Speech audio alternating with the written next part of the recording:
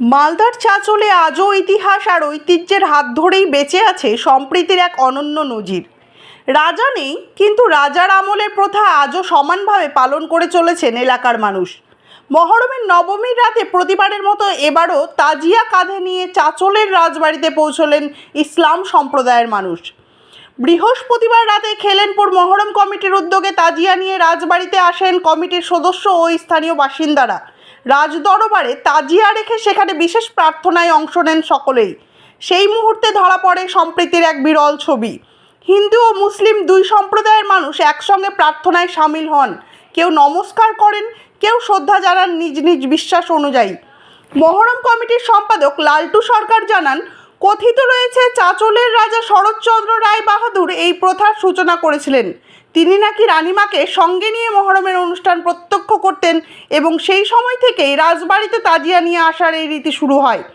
সময়ের সঙ্গে রাজতন্ত্রের অবসান ঘটলেও সেই ঐতিহ্য আজও অটুট রয়েছে। প্রতি বছর মহরমের নবমীর রাতে আমরা তাজিয়া নিয়ে রাজবাড়িতে আসি।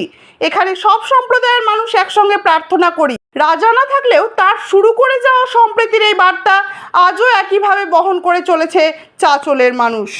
আমরা প্রতিবার আসি প্রাচীন কাল থেকে। আমার দাদু জেঠা বাবারা গ্রামবাসী রাজা সাহেবের আমল থেকে চাঁচল পীরের মাজার যখন চালু হয় 100 বছর আগে থেকে আমরা এখানে তাজিয়ালে আসি।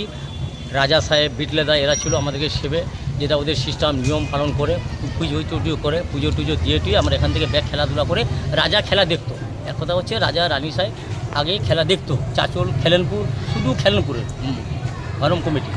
মহরম কমিটির এখানে রাজা সাহেবরা খেলা দেখতো। ওই জন্য আমরা আজও আসি, আমরা ঐতিহ্যটা বুঝিয়ে রেখেছি।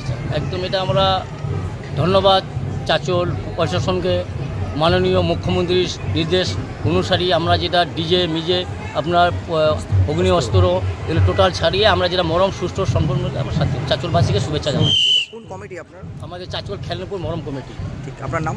আমার নাম লালটু সরকার, কি দায়িত্বে আছেন? সম্পাদক।